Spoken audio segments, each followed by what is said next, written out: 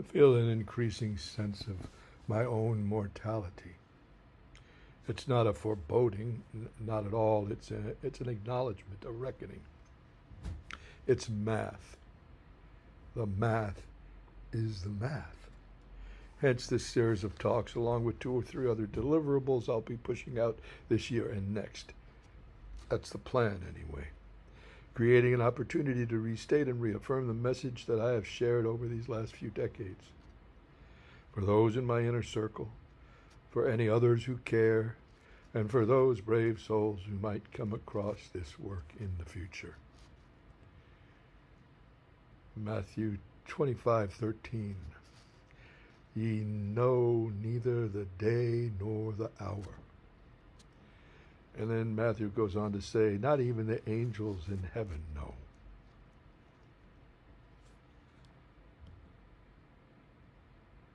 Let's go with Merriam-Webster. Verity, the quality or state of being true or real. Something such as a statement that is true, especially a fundamental and inevitably true value. The quality or state of being truthful or honest. Plural, verities. Hence, verities of being. First in a series of 4 talks, shadow. I chose this image of the goddess Sophia to serve as the emblem for this series of talks. The statue in the photo is 24 feet tall and stands on a 48-foot pedestal. Erected in 2000, it towers above a main thoroughfare in Sofia, the capital of Bulgaria. A statue of Lenin had occupied that spot before the fall of the Soviet Union and the collapse of its Iron Curtain. Standing beneath that statue of Sophia, in that ancient city named for her, was a powerful experience. How had I come to be there? I had been invited to Sofia to deliver a briefing on cyber terrorism for a NATO advanced research workshop. Here is what I wrote about that. There I was, standing in the dark of night on a deserted street in Sofia, with Romania to the north, the Black Sea to the east, Greece and Turkey to the south, Macedonia and Serbia to the west. I felt the whole of Sofia's history pulsating beneath me, strata below strata spiraling backward, 8,000 years of human struggle to live, to be free, to savor this life. 8,000 years. A strange swastika made of frog legs carved into the stone by some unknown ancient culture, its name lost long ago. Then the Thracians, who gave us the Orphic mysteries, and after them wave after wave of conquest, migration, and melting pot. The Roman Empire, the Bulgar tribes, Ottoman Empire, the Nazis, the Soviet Red Army, the economic hitmen. 8,000 years swirling in a single breath. The richness and potency of this incredible saga is embodied in the statue of that goddess Sophia, Saint Sophia. She carries a bird of prey on her right arm and an olive branch in her left hand, and stands on a high pedestal overlooking downtown Sofia. Not far away there is a cathedral with 7 bells. The bells were forged from the bullets fired in the great battle for independence from the Ottoman Empire. When those bells were tolled for the first time, they shattered all the windows in the vicinity of that cathedral. Yes, Sophia, goddess of wisdom, Theosophia, Theo, divine, Sophia, wisdom, divine wisdom. By the way, in a recent scientific study of 100 names, a cognitive linguist at the University of Birmingham found that Sophia, quote, consistently ranked highest due to its soft consonants, harmonious vowels, and melodic sound. Unquote.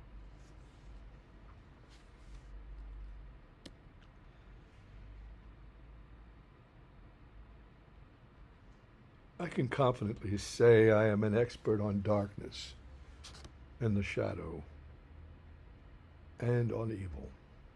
I have studied them all my life. That's not hyperbole. I mean literally all my life, since I was a child. And I didn't study them in libraries or classrooms or labs either. I studied them in the field, in life itself. This talk is a meditation on darkness and shadow, an exploration of their numerous dimensions. In the course of this talk, I will touch upon the nature of evil, but only in passing.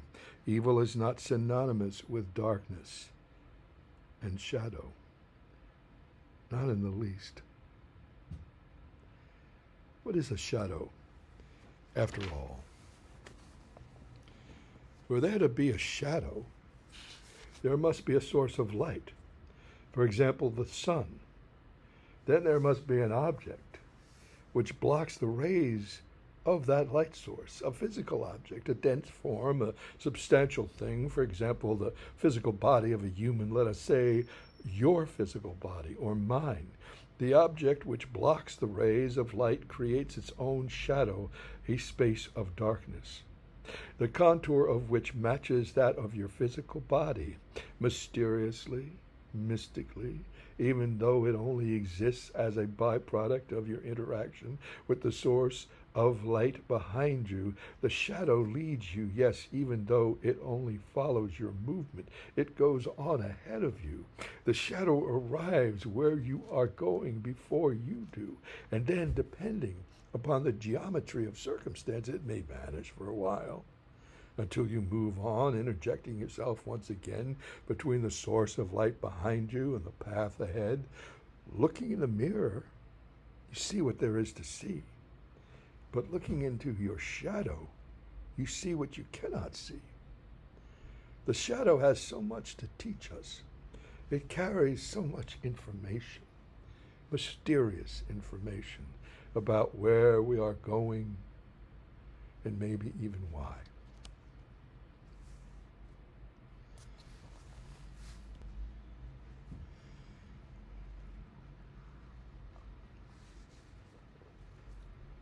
Om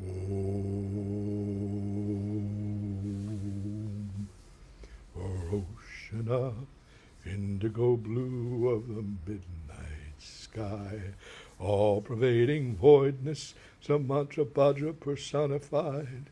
In Varoshana, the Adi Buddha, the primordial, unborn, unshaped, unmodified, Dharmakaya. Om.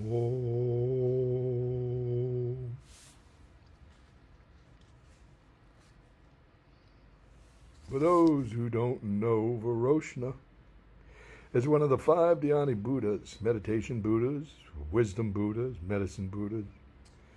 The legendary American sages Joe and Gwen Miller included a composition for each of these medicine Buddhas in their songs to live by. This is one of them. Chogyam Trungpa, by the way, called Joe and Gwen's songs to live by the first American mantras. And you can listen to them for free by the Miller Archive at sftslodge.org. The image I have chosen here is of Samantra Bhadra personified in coitus with his significant other, Samantra Bhadri, who is also considered by some to be the White Tara. Together they are Yab Yum, father, mother. Now, if you look it up in Wikipedia, it will say Yab Yum represents the primordial union of wisdom and compassion. If you look it up in the Britannica, it will say it represents the mystical union of active force or method, upaya, with wisdom, prajna. And they are not wrong. all of that is part of the truth of Yab Yum, but it is even more. Voidness and plenum, time and space, form and formlessness, dark and light, and yes, male and female. There are two stories, one from my early life and one from Joe's early life, stories I've cherished for decades. I just never connected the dots between them until now. So I'll read first from Words of Power. I was on Lake Titicaca on the Altiplano in Bolivia. When you are there, it is as if you are standing at the edge of the world. It was a vast wilderness, nothing much there, except for a little town called Copacabana. So I was in my room. I was 18 at the time. There was a cot. I was in my room. A cot, a table, and a chair. I was sitting at the table, writing in my journal, and then the lights went out. And I thought, oh, wow, a blackout. So I went to the office, and hotel manager said, no blackout. Generator shuts down at 9 p.m. No electricity until the morning. Utter darkness. Terrific darkness.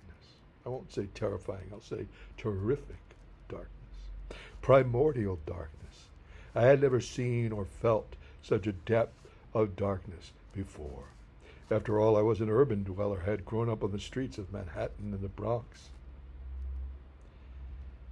I remembered the 62nd and 63rd techniques of the Vijnana Bhairava. We'll touch on that text in the second of these four talks. 62nd technique. In rain during a black night, enter that blackness as the form of forms. 63rd technique. When a moonless, rainy night is not present, close eyes and find blackness before you. Opening eyes see blackness, so faults disappear forever.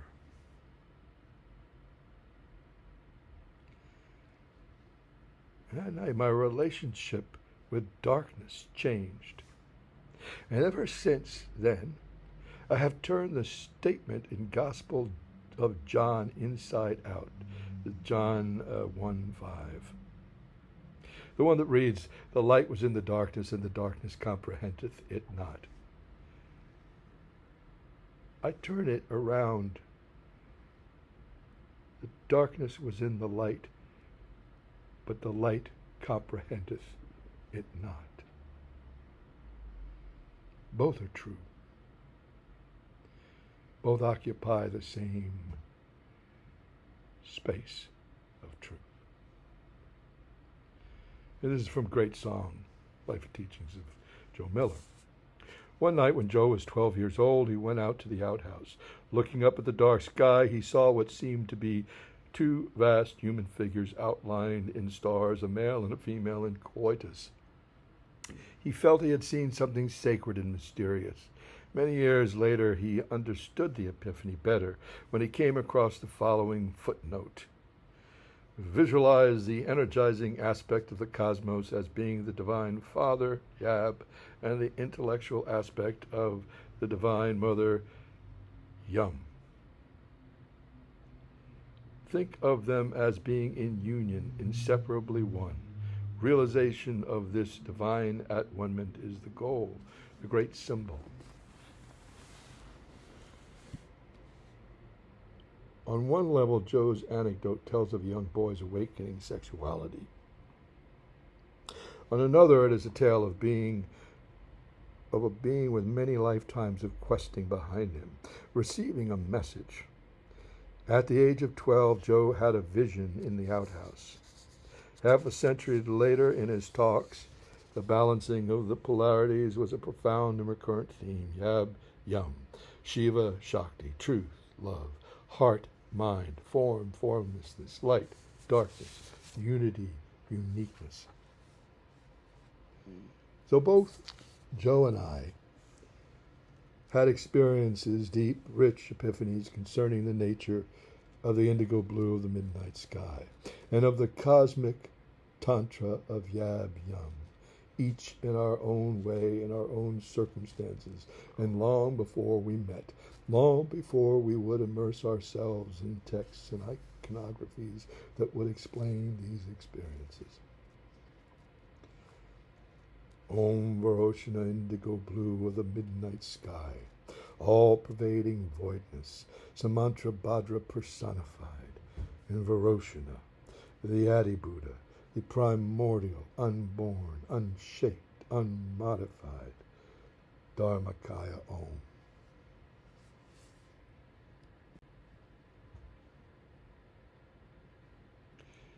This is a photo of a substance called Vanta Black. This image just belongs here. As out of place as it might seem, in one sense. In this presentation, it just belongs here. It's hard to explain, it just does.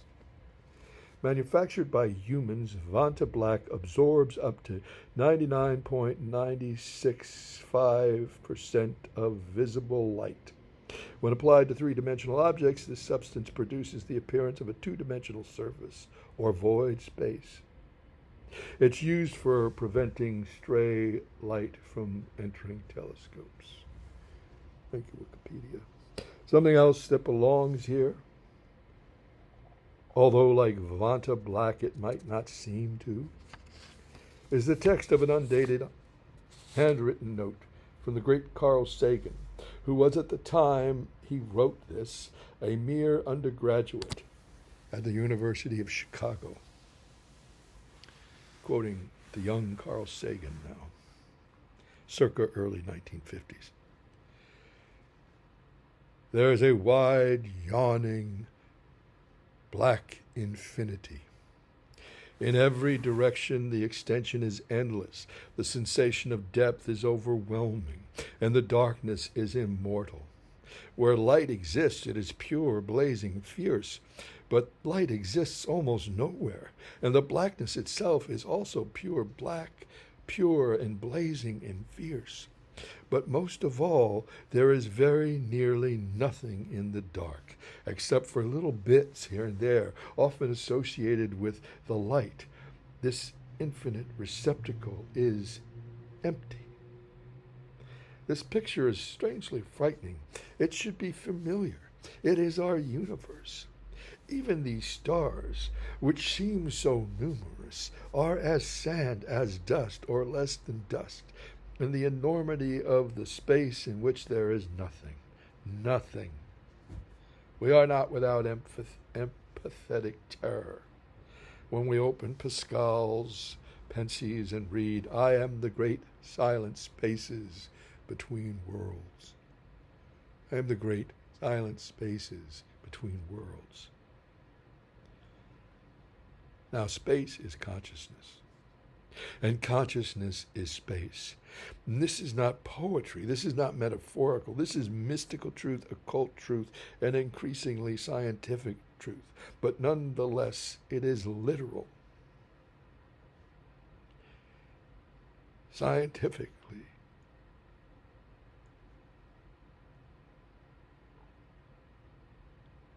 But it's also true. Plainly true, brutally true, scientifically true, as the young Sagan wrote, that these stars, which seem so numerous, are as sand, as dust, or less than dust, in the enormity of the space in which there is nothing. The mystical realization that consciousness is space, and the empathic terror of the great silent spaces between worlds that Sagan invokes, both are real. Both are dimensions of darkness. Currently, humanity has only this planet, Gaia, with her 5 sheaths of atmosphere. And all that we know, all that we love, all that we create, all of it, everything that constitutes our existence, all of it, is wrapped in just the innermost of these 5 sheaths. And it stretches a mere 5 to 7 miles into the sky. And beyond that, exposed without a spacesuit, a human being will lose consciousness within 5 seconds. and die within 90 seconds. That's how wondrous, how fragile, how dangerous all of this is.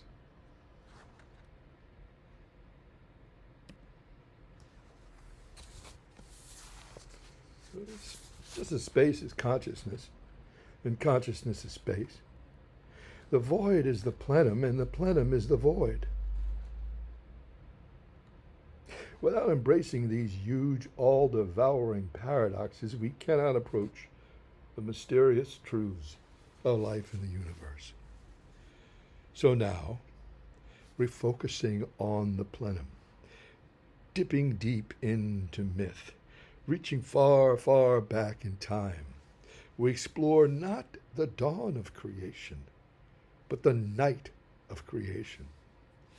This is Nyx, daughter of chaos, goddess of the night. The primordial mother. She birthed powerful offspring, sleep, death, the fates.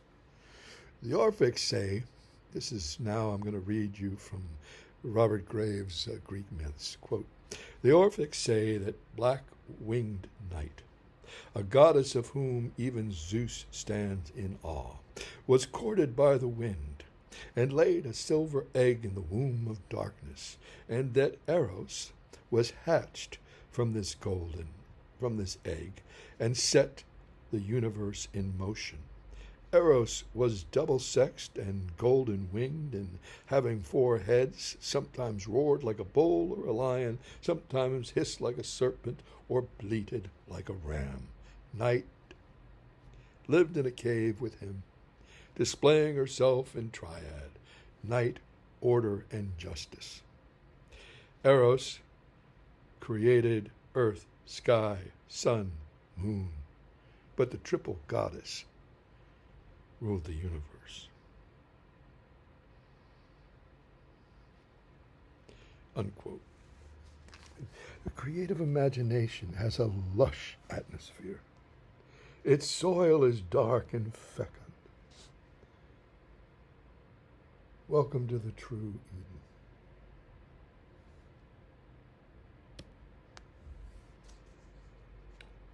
Eden. When I was a child, a small child, occasionally, with theatrical flourish, and imitating a deep baritone voice, I would declare, who knows what evil lurks in the minds of men?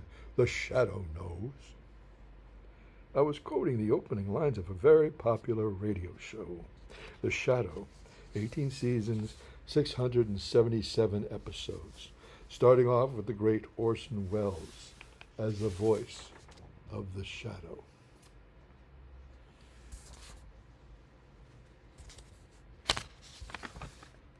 In 1994, Hollywood turned out an updated movie version starring Alec Baldwin. And here's the plot line. Following World War I, Lamont Cranston set himself up as a drug king and a warlord in Tibet. The Tulku, a holy man who exhibits otherworldly powers, abducts Cranston and offers him a chance to become a force for good. Cranston initially refuses and is attacked by the Tulku's mystical flying dagger. Ultimately, Cranston becomes the Tulku student, learns how to hypnotize others and bend their perception so that he becomes invisible, save for his shadow. Cranston returns to New York City 7 years later, resumes his former life as a wealthy playboy, while secretly operating as the Shadow, a vigilante who terrorizes the city's underworld. He recruits some of those he saves from criminals to act as his agents, providing him with information and specialist knowledge. His identity is largely unknown, especially to his uncle Wainwright, who happens to be the police commissioner of New York, who he has to regularly hypnotize in order to keep the police from interfering with him. And Cranston's secret identity is endangered upon meeting Margot Lane, a socialite who was also telepathic. Thanks again, Wikipedia. So that's the plot line.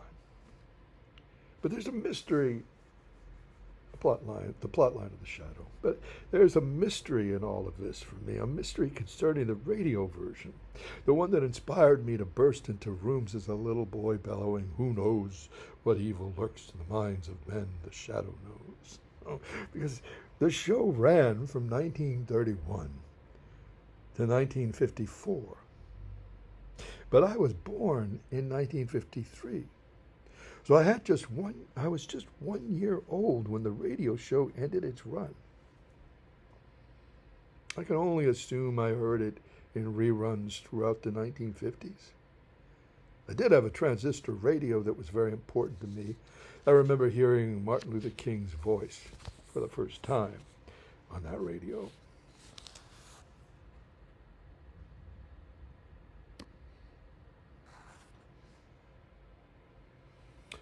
Jung's body of work constitutes a staggering contribution to our understanding of psyche, individual and collective. It is of profound importance to humanity's forward movement. If you ever spent an afternoon with the collected works, or a late night with the Red Book, or a long flight with memories, dreams, reflections, you know this.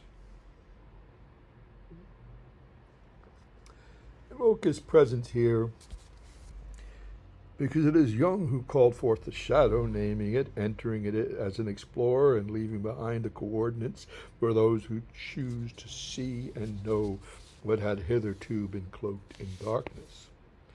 Here were a few powerful observations.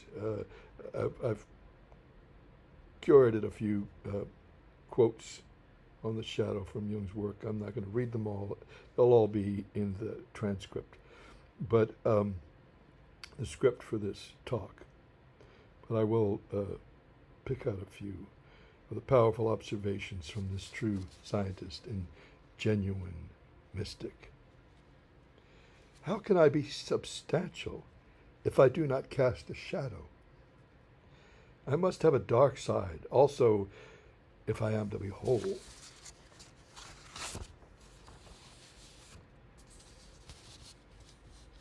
The darkness which clings to every personality is the door into the unconscious and the gateway of dreams. The door into the unconscious and the gateway of dreams, from which those two twilight figures, the shadow and the anima, step into our nightly visions, or, remaining invisible, take possession of our ego consciousness. One cannot avoid the shadow unless one remains neurotic, and as long as one is neurotic, one has omitted the shadow.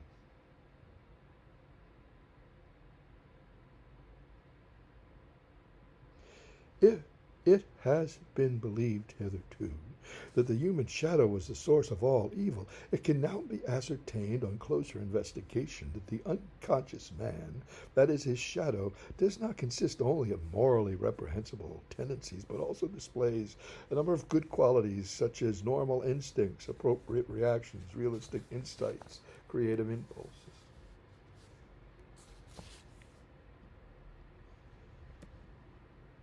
As I said, all of this will be available in text form alongside this video.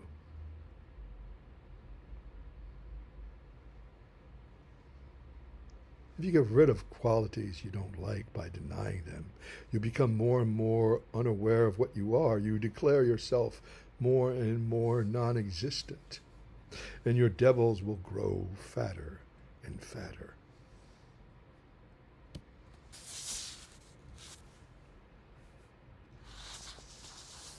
This is the Taoist symbol. It's called the Tai Chi Tu, which translates into something like diagram of the supreme ultimate. I say that this is one of the three most important symbols for all of us to be working with here in the 21st century. The other two are the Shakti yantra and the three spirals of the triune goddess, and we will go into them in part 2, part 3, part 4 of this series of talks. The yin-yang has taken on a life of its own. In our collective psyche, it is integral to what I refer to as the emerging global wisdom tradition. So much of vital importance has been brought forth through the yin-yang.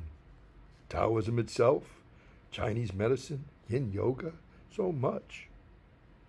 And yet for many, its full power is constrained, blocked. I say is constrained, blocked, due to what I call a spiritually transmitted disease, an STD. I write about all of this in Secret Engine of the World, but I will explain it here briefly. An STD isn't a false teaching. A spiritually transmitted disease isn't a false teaching. It's more like a virus that infects a real teaching, a true teaching, and weakens it or warps it or misdirects it somehow. And the kind of analysis I am offering here is like an antibiotic to kill off these STDs. One of the most virulent strains I have identified is what I call the table of erroneous correspondences. This particular strain that this particular strain that infects many's understanding of yin-yang. And here, quote, I'll read from the Secret Engine of the World. Tables of erroneous correspondences. Tables of erroneous correspondences. That is, false characterizations drawn from the misleading misapplication of provisional symbols. It's a problem, a big problem. It's in many worthwhile books of occult lore. It's in many useful yoga teacher training manuals. It's in many of our minds. What do I mean by erroneous correspondences? For example, male, sky, sun, yang, white, active, and female, moon, earth, yin, black, passive. And it can go on and on. Table of erroneous correspondences can get very long. In the great table of erroneous correspondences, in which energies, metaphors, forces of nature, gender, different dimensions are all sorted out, separated, and wrongly categorized, and the knowledge of this table and its false correspondences supplants direct experience and eradicates wonder. Life, our beings, the universe and its elements, it is all much more complex than this table of erroneous correspondences implies. So this table of erroneous correspondences has to be broken up. Among other damaging side effects, it serves to reinforce the perversion that this is a patriarchal framework. This table has to be left behind. All of its contents have to be allowed to redefine, regroup, realign, reorientate themselves in our understanding, in our explorations. If you do this, you will see they will line up in new ways, different, very revealing ways, more dynamic ways. That's the end of that passage from Secret Engine. So really, male, sky, sun, yang, white, active, female, moon, earth, yin, black, passive. Seriously? This is the 21st century. And the yin-yang has come to us from the ancient future. It's deserving of a deeper, richer, truer telling. A deeper, richer, truer telling than the table of erroneous correspondences offers. Sun as male and moon as female. I would suggest that the sun should be seen as a great bonfire, not male, genderless. If I wanted to drive some people crazy, I could say it should be seen as a gender fluid bonfire, but let's just go with genderless. It's a great bonfire. I suggest that all of the planets and moons circling this bonfire are goddesses. at the solar system as a great genderless bonfire at the center, and orbiting it, dancing around it, revolving around it. Goddesses, suns and moons, all goddesses. Male as active and female as passive, really? You know, it's not just me and it's not just now. Shiva is in Travasana in the corpse pose, and Kali dances on him. Shiva lies prostrate and Kali dances on him. Do I really have to break down what's wrong with this? I mean, if you want to be kind, you can say it's tired, it's limited, it's square, but to be blunt, I say it's oppressive and a relic of the subjugation of women and the disappearing of the deep feminine. Male as white and female as black. Here we go again. Are you seeing it now? The insipidness of it all. It lines up all too neatly with another false correspondence. White as good and black as evil. You see it. Misogyny and racism lurk in these false correspondences. Throughout Words and Dragon and Secret Engine, I speak on the paramount imperatives of our time: altruism, sustainability, and the ascendancy of the feminine, the deep feminine. The rise of women in all areas, government, in all arenas, government, sciences, business, all of it. We are about the dismantling of the patriarchy. It is a spiritual and existential imperative, a mystical and cult imperative, an evolutionary necessity. Hashtag smash the patriarchy. Shout out Taylor Swift. After all, Words of Power is subtitled New Language for a New Reality. Let the shadows sing.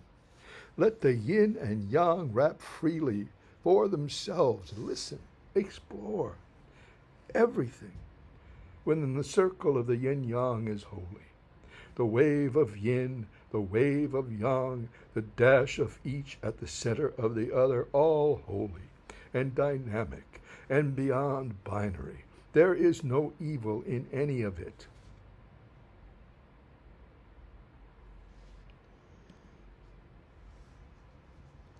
Which brings us to questions concerning the nature of evil and where it fits into all of this. This is a slide I used in talks from 2016 to 2020, published in Secret Engine. It is still relevant now in 2025. And, it speaks for itself. As with the three spiritual and existential imperatives I just mentioned, I've addressed the nature of evil extensively in the pages of Words, Dragon, and Secret Engine. I see naming evil, identifying it, calling it out, not so much as a moral judgment or a religious tenet of some kind, but rather as a psychological diagnosis, a medical diagnosis. I'll read you this from Words of Power. Ignorance, suffering, sin, karma, evil, each has its own flavor. Each has its own realm of experience. But ignorance, suffering, sin, and karma also have their own functions within the circle of life. Evil is of a different order. Evil does not have a function within the circle of life. If it did, creation itself would be evil. If it did, creation itself would be evil.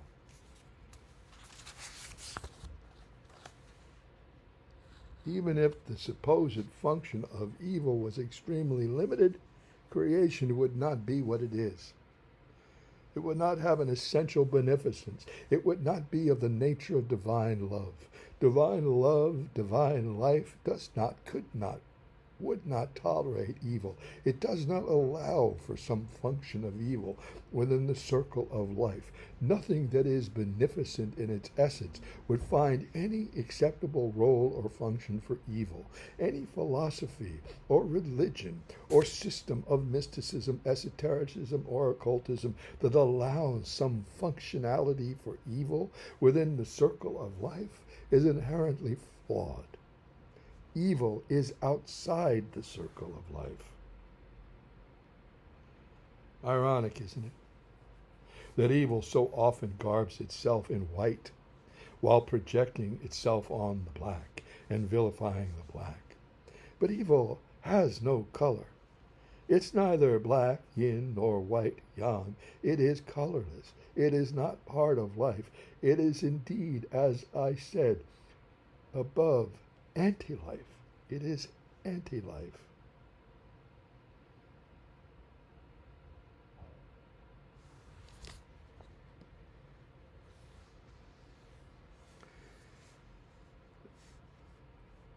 They said the shadow darkness as a lush, vibrant, fecund realm.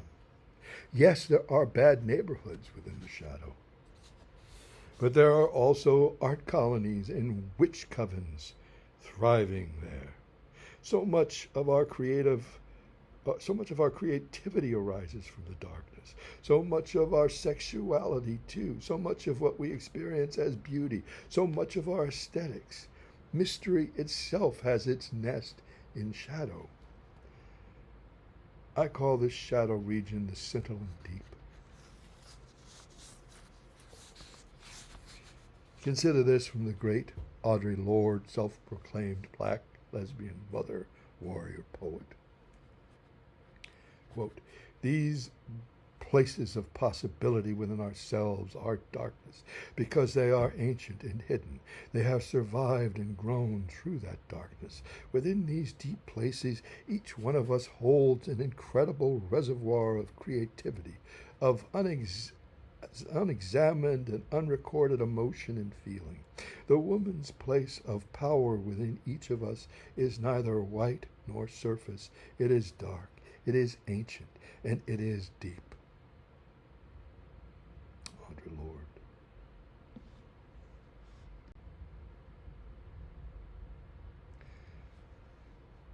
And consider this concerning this scintillant deep. From Toni Morrison, from the great Toni Morrison, winner of the Nobel Prize in Literature. Quote, "In talking about dark, you think dark is just one color, but it ain't. There are 5 or 6 kinds of black, some silky, some woolly, some just empty, some like fingers. And if it don't stay still, it don't stay still. It moves and changes from one kind of black to another. Saying something is pitch black is like saying something is green. What kind of green? Green like my bottles? Green like a grasshopper? Green like a cucumber? Like lettuce? Or green like the sky just before it breaks loose to storm? Well, night black is the same way. May as well be a rainbow." Unquote. This talk is a reclaiming of vast swaths of darkness and shadow, a reclaiming, a celebration, a restoration, a rebuttal to slander, a reaffirmation of the shadow's role as one of the verities of our being, an acknowledgement of its true scope and function.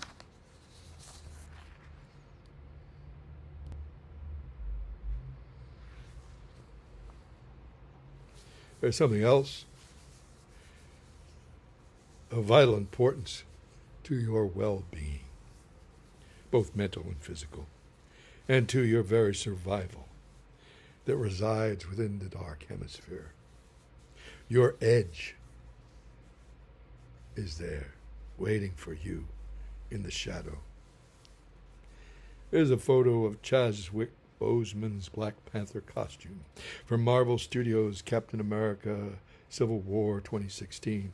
It's on display, it is or was on display at the Smithsonian National Museum of African American History and Culture in Washington, D.C., as a gift from Marvel Studios and the Walt Disney Company.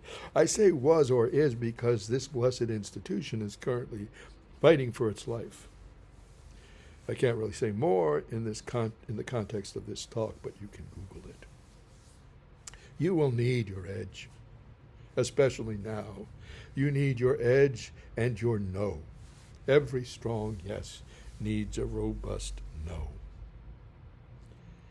To look out for it, or more colloquially, to cover its ass. Most have heard of Sun Tzu's Art of War. Many, especially men in corporate culture, pretend to have read it and understand it, but very few really do. Well, I have, and I do. And in Art of War, the great Sun Tzu offers some profound insights on sharpening your edge and cultivating your no. Quoting from Sun Tzu now. Be extremely subtle, even to the point of formlessness. Be extremely mysterious, even to the point of soundlessness. Thereby you can be the director of the opponent's fate. Deep knowledge is to be aware of disturbance before disturbance, to be aware of danger before danger, to be aware of destruction before destruction, to be aware of calamity before calamity. Strong action is training the body without being burdened by the body, exercising the mind without being used by the mind, working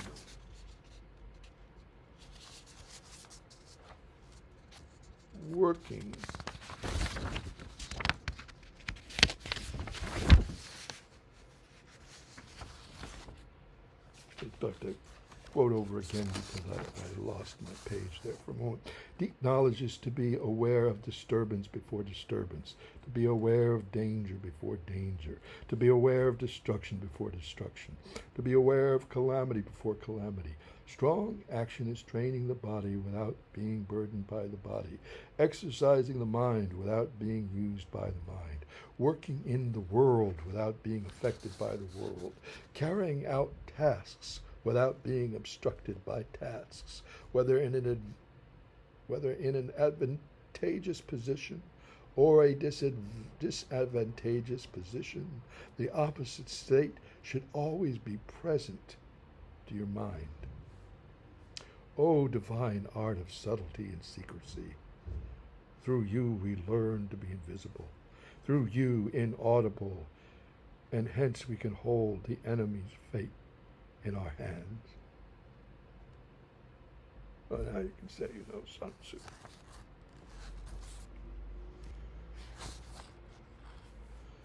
The black mamba is one of the fastest snakes in the world. The venom of the black mamba is one of the most powerful in the world. The black mamba dwells in the sub-Saharan Africa.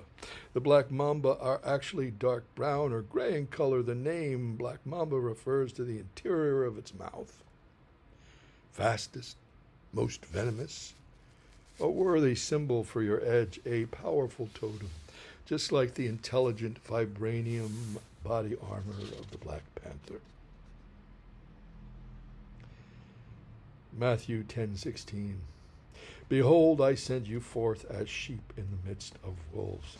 Be ye therefore wise as serpents and harmless as doves. Alternately, I often hear it eternally as innocent as doves.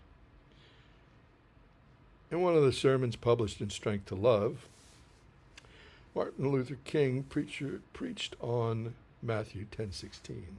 The Reverend Doctor spoke of being tough-minded and tender-hearted.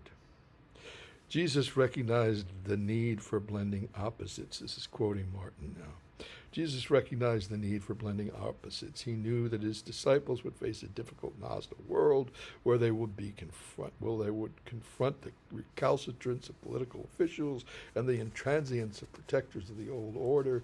He knew that they would meet cold and arrogant men whose hearts had been hardened by long winter of traditionalism.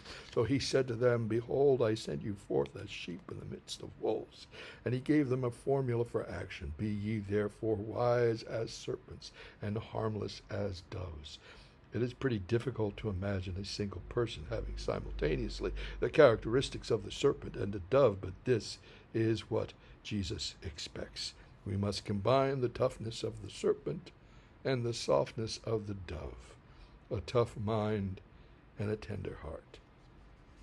Close quote. The great Martin King. Of strength of love, of strength to love, Coretta Scott King said, quote, the book best explains the central element of Martin Luther King's philosophy, his belief in divine, loving presence that binds all life. Quote. Next time you're at the lodge, look on the mantelpiece in the main meeting room, tucked away amidst the holy statues, votive candles, photos of beloved beings. You'll find a well-worn copy I donated to our library, this original paperback edition with its price, 57 cents, written in pencil on the title page.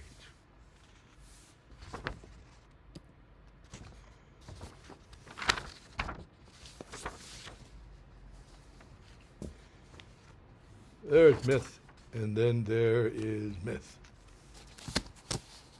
There's a kind of myth we rummage through in libraries and museums looking for meaning, or perhaps more precisely for some symbolic language, some storyline, some iconography with which to articulate or illustrate some under-recognized or undervalued meaning, struggling to be seen, known, felt. Many, Joseph Campbell, Maya Luna, many people have done this kind of work. But then there is living myth, contemporary myth merging and evolving before our very eyes and in our hearts and minds. This is, after all, what all myth was at some point in the distant past. Something living, breathing, emerging, evolving. We sat around the fire in our caves and then in our yurts and long houses. And now electronic devices from iPhones to iPads to wall-mounted big-screen high-definition TVs, immersing psyche in epic tales to comfort ourselves, to confront our fears and to comfort ourselves, to infuse our imagination, to strengthen our resolve, to rekindle our hope, to give context regarding some grave danger. That is what myth does. Myth in its primal purity. It helps keep us sane while the world seems to spin out of control.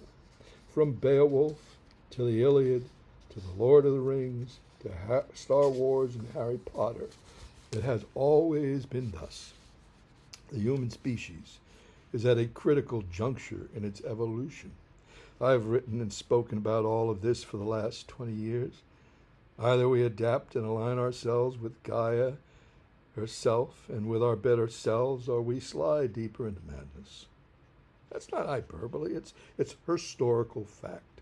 I say historical, not historical, but because the ascendancy of the feminine, the deep, dark feminine, is vital to our survival and to the forward movement. Yes, the rise of the deep, dark feminine in culture, in government, as I have said, in commerce, all aspects of our civilization. Now the rise of the deep feminine and the embrace of the shadow are intertwined. They are essential to each other. Indeed, you could not realize one without realizing the other. The great myths of our time, of the 20th century, post-World War II, and of the first 2 decades of the 21st century, the great myths of our time are beginning to reflect both of these profound shifts. I look at Lord of the Rings, Star Wars, Harry Potter, and yes, Star Trek and Marvel Multiverse as transitional bridges from one age to another. All were forged and framed in the last 75 years or so of the patriarchal age. But you see in each of them the labor pains of the new age which is in process of being born. If we can protect it and keep it alive, you can see this birthing in both the primordial power that Galadriel wields and in her rejection of the evil power that Sauron's ring offers. In Arwen uttering the incantation that turns the current of the river into wild horses of water to turn back the ring wraiths. You can see it in Eowyn of Rohan, who slays the captain of the Nazgul. You can see it in the world of Harry Potter. All the magic is steeped in deep feminine. Even if unspoken, all the Patronus charms are the beasts of Gaia, spirit animals, totems. You can see it in the power of the witches, both for good and evil. You can see it in Hermione Granger. Sirius Black told her, "You really are the smartest witch of your age," and he didn't mean of her age group. She saved them all several times over. You can see it in Bellatrix Lestrange. "I killed Sirius Black. I killed Sirius Black." You can see it in Rowena Ravenclaw, founder of the four houses, one of the four houses of Hogwarts School of Witchcraft and Wizardry.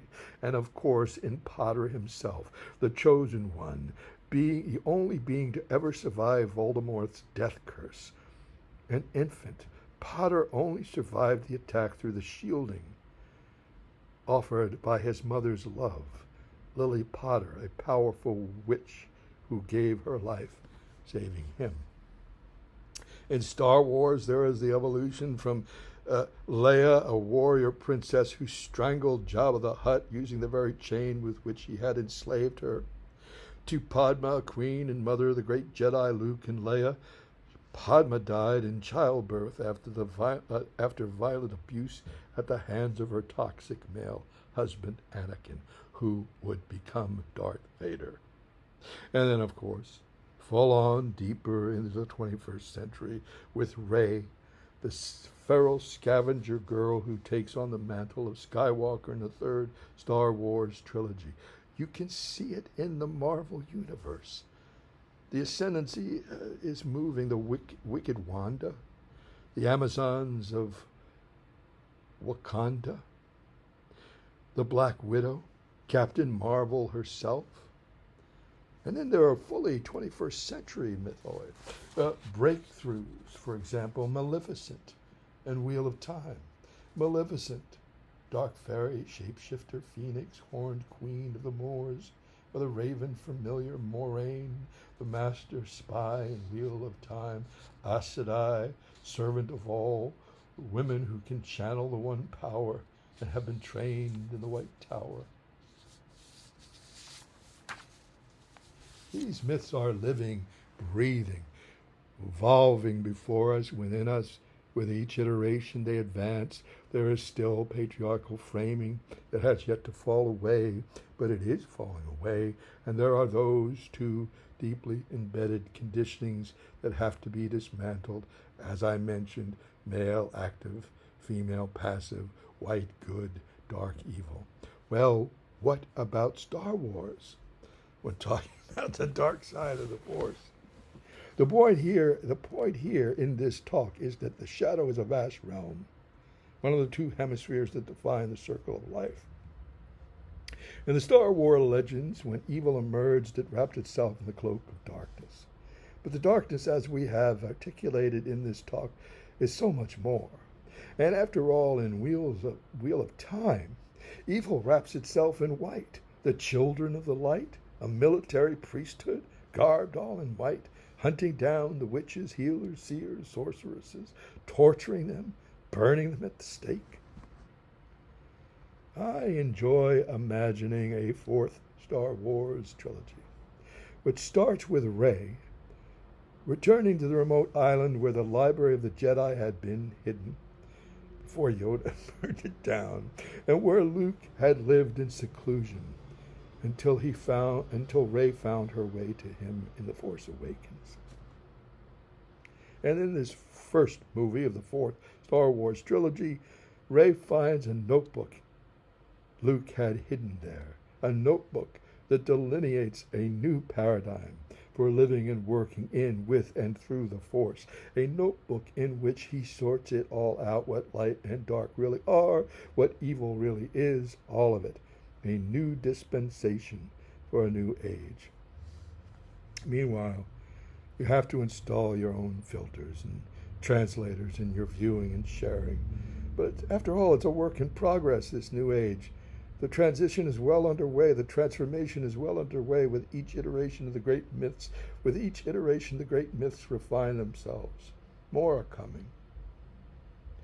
They are already in the pipeline of our species' creative imagination, and we are in dire need of this inspiration, consolation, and hope.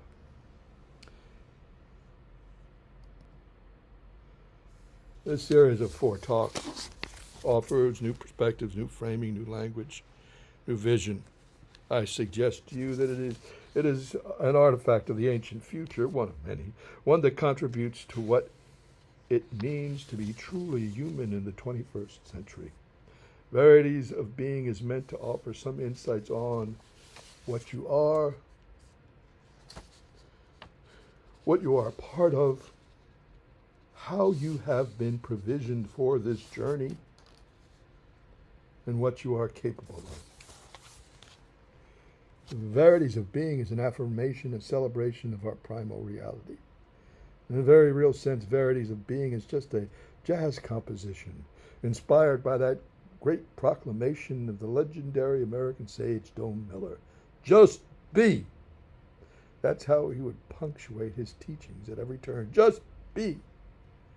Be who you really are. Just be, because I am, from the depth of what you feel.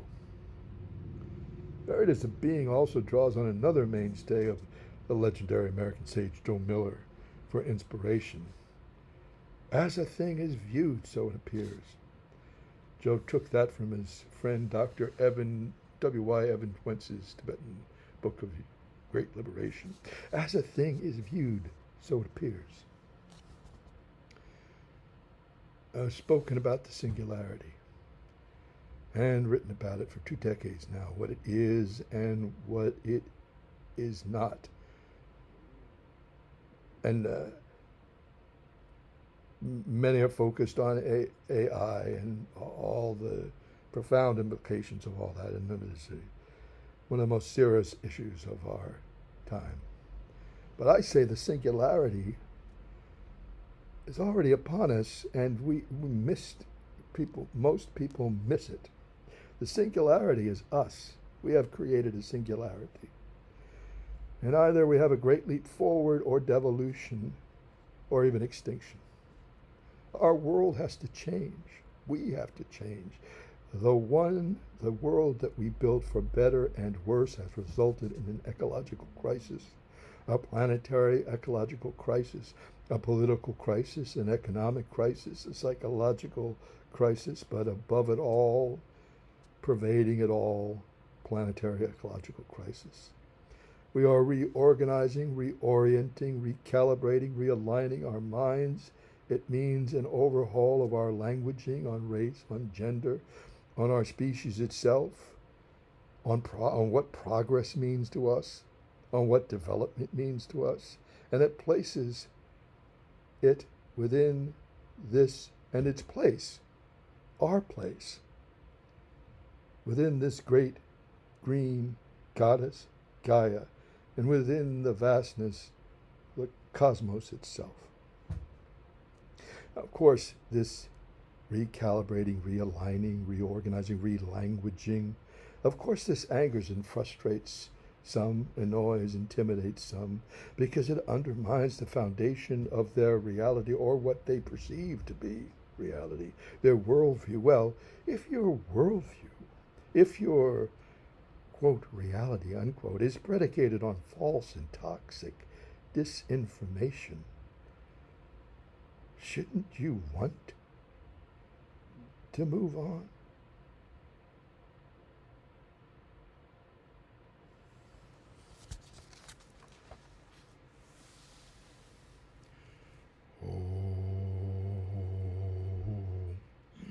Hiroshima, indigo blue of the midnight sky, all-pervading voidness, some mantra bhadra personified.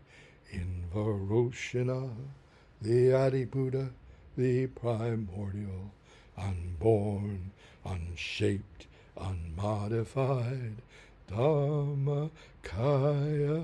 Om.